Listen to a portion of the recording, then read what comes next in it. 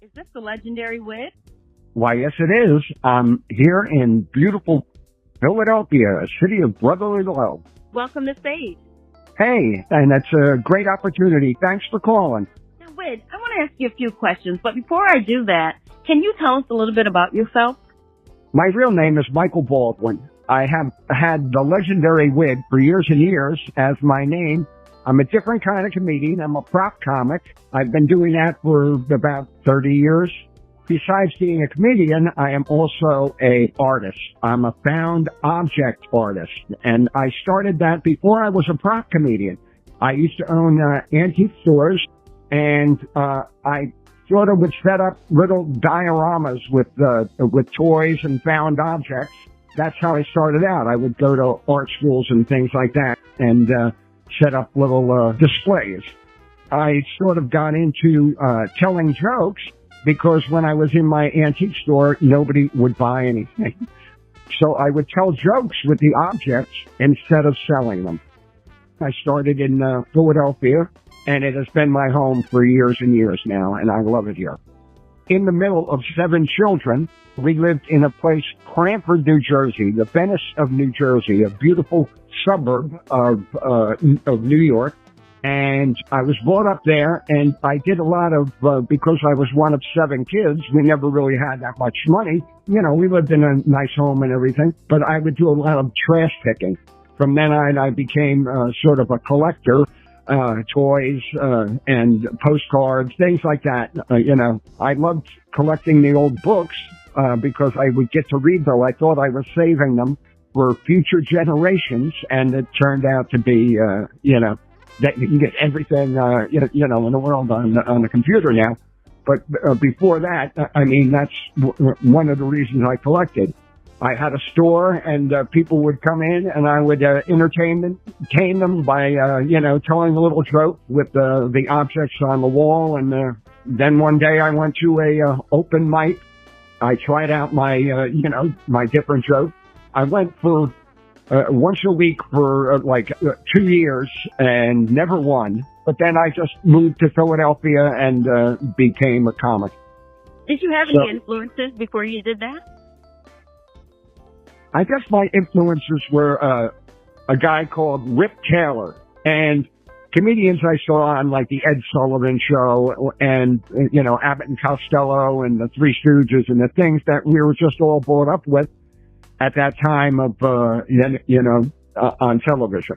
Were there any particular comedians, past or present, that you enjoyed working with? I worked with everybody because I was on the scene here in Philadelphia. I was a big fish in a small pond, so I got to open for people like Seinfeld. I got to open for people like Eddie Murphy. Jay Leno I opened for back in the big comedy boom of the 1980s. And other comedians opened for me who gone on to be big time. We were the only game in town for a while, the Laugh House. And that's where you got people like Kevin Hart. He came from that school, and a lot of other comedians that you now see on, you know, television. And what was the turning point or breakthrough for you? Probably my turning point was I got to do 2 specials on Showtime with Jonathan Winters, a great comedian from back in the day who would at times use props, and he was in, you know, like a Madman, Mad World. He was on Johnny Carson and all the talk shows all the time. He was a presence. And so I sort of hit it off with him, talking to him, and I got to do 2 specials with him. I was 3 years on a show called Make Me Laugh. Okay. It was on Comedy Central. You would have to try to make them laugh. And if they didn't laugh, they won more money. So they would try not to laugh. That sort of, you know, was my big break when I was, you know, actually out there and swinging on TV and everything. How do you handle tough crowds or moments when a joke doesn't land as expected? Well, if that ever happens to me, I'll tell you how. No, a lot of times you just plow through it. You know, you just almost ignore the, you know, the bad vibe coming from the audience. A bad vibe being that they're not laughing. I think that because I am sort of flamboyant, I can override these sort of things. And a lot of times people get mad at crowds, and then they take it out on them. My attitude on stage is that I'm kind of goofy and whimsical and and happy. I laugh at my own jokes and things like that. So the hecklers were never that bad to me. That was never like really a problem because I kind of pushed that out of my mind. Even if I was bad, I went over, because they appreciated how much effort I put into it. I only had like one or two instances where people would boo me, and it was the two times that I can remember the best is one time I made fun of Elvis, and people got really mad. And then when I was at the Laugh House, I made fun of Luther Vandross, and they went crazy. Okay, and so I learned to stay away from certain icons because people are really fans out there. I want to ask you, what is the difference between prop comedy and a stand-up comedian? In my understanding, it is when you are a stand-up monologist. Okay, monologist is just talking. And you have different, you have different jokes that you usually do every day, and you get that down to a pattern. And they're brilliant. You have to remember real long routines and things like that. Where a prop comic is frowned upon because he gets up there and just shows something and says something, and they get the laugh. And it's usually they look at you more of a clown than a comedian. I have found that that big prejudice is out there for a prop comic. That was more vaudevillian. It's more it's ancient. It's when the immigrants came over to America, and they really they couldn't understand the subtleties of, stand-ups or spoken word. And, you would use something to, augment your act by using props or a guitar or juggle or do something. There's a lot of juggler comedians out there, a lot of magician comedians out there. It's not pure stand-up. Jerry Seinfeld, hates guys like us. Jay Leno hates guys like us because we're not pure stand-up. And pure stand-up is an art. You have to, you have to go it. Being a prop comic or a magician or a guy with a guitar, you have a little bit more extra help in getting a laugh because of your tricks or your song or your prop.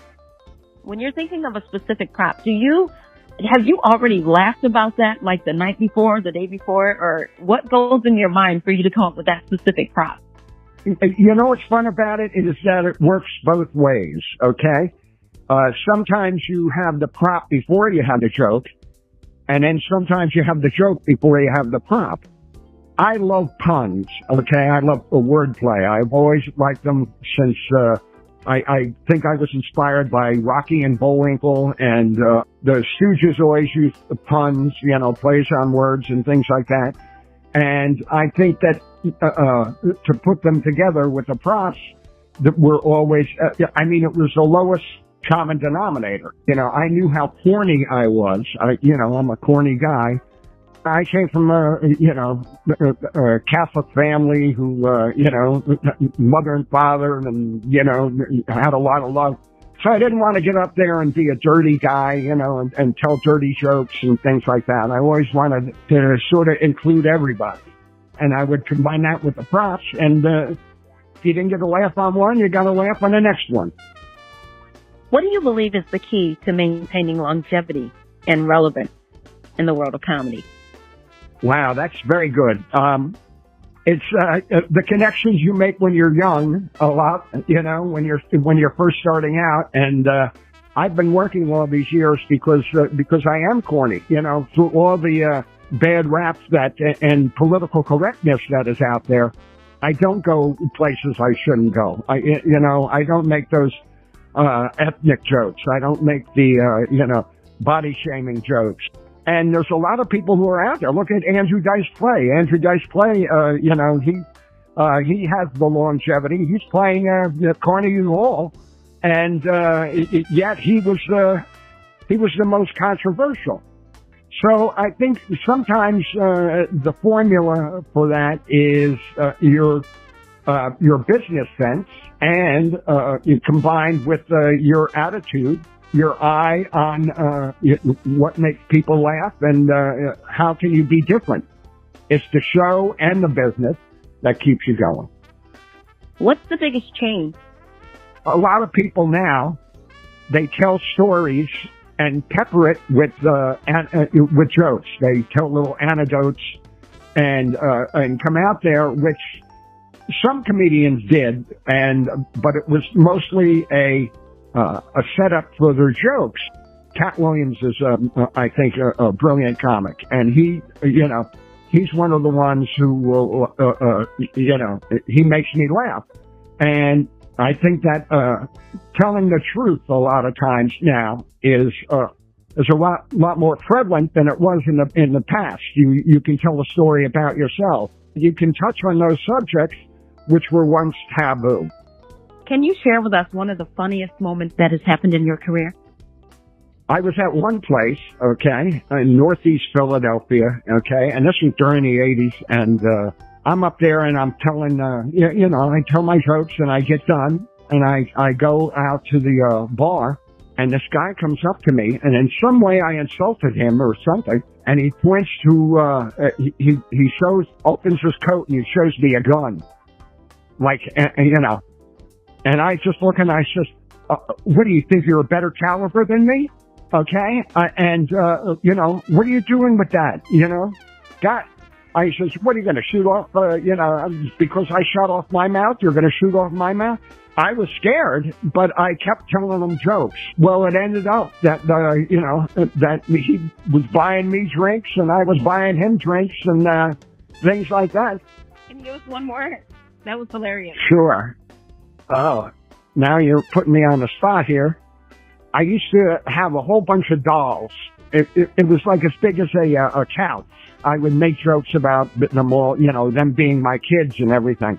And when I was down south, I was playing at this club, and I was there for a week. And on the last day, I come in to pick up my stuff, and all those dolls are missing. Okay, they're all, somebody had taken my big, ball of dolls, and they were all tied up and everything, and nobody knows who stole them. And so I said, oh, well, that's happy. Well, about a week later, I get a letter at my house, and there's a picture inside this letter. And the picture is that ball of dolls. Somebody had put it in a chair and wrapped it up, okay, with rope, and were holding them hostage and wanted money from me. They said, you'll get these back when you pay us, and of course I didn't do that, okay, because they had hold my dolls hostage. And so I just couldn't, I couldn't believe it. It wound up to be a fraternity, and I never got them back someplace in North Carolina. But it kind of made me laugh, too, even through the pain of having to replace all those dolls. Any specific rituals or routines you follow before going on stage? Sometimes I will, I will take hot sauce, okay, Tabasco sauce, and sometimes the hot sauce acts like a shot of whiskey. So my ritual used to be, have a shot or something like that. And that that kind of like shakes you up a little bit. It's a little easier to get into a character because you're feeling when that hot sauce hits you, you're a little bit more aware in the beginning. What advice would you give to aspiring comedians looking to make it in the comedy industry?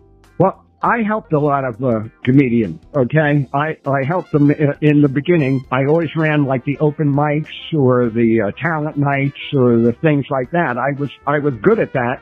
So I wouldn't be mean to them when they were bad, okay? When the comedians got up there and they were bad, because I know that every good comedian was bad at one time, okay? A lot of guys who went on to, to stardom started at the clubs, and they became better as time went on. You have to, as a young comedian, you have to go out and you have to mingle and network with the people that are doing what you want to do.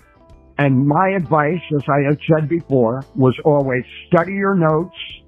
Don't be over the top dirty, and and be aware of your audience.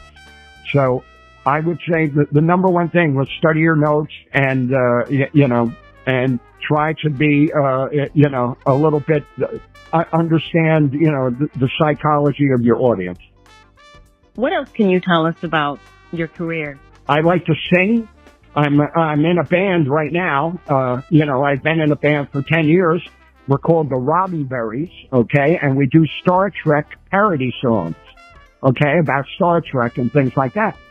And we've been working for, 10 years doing, and we've worked it up to doing the convention in Las Vegas. I've been to the Las Vegas. I was at the 50th anniversary singing, and a couple times at their big convention that they have at the Rio in Las Vegas. The Star Trek people. I do a podcast now, called Cancel Culture. I'm like second banana on this. Also, I'm on YouTube too, the Legendary Wid on YouTube. And what's next for the Legendary Wid? I'm still out there working. They just did a special on me. They're doing a documentary on me, okay? They had a background of storage containers, those plastic storage containers, and it spelled out WID on the stage, and that was my background. The documentary will also show my artwork and the work that I do with the Roddenberries, the singing group. And, and maybe tell a couple of stories about, my heydays. So when will we be able to catch that?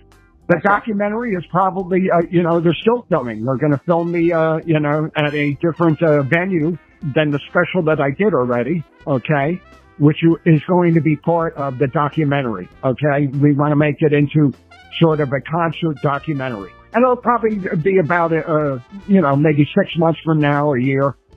Thank you for your interview. So I'll get you Jackie's number. Bye. Bye-bye.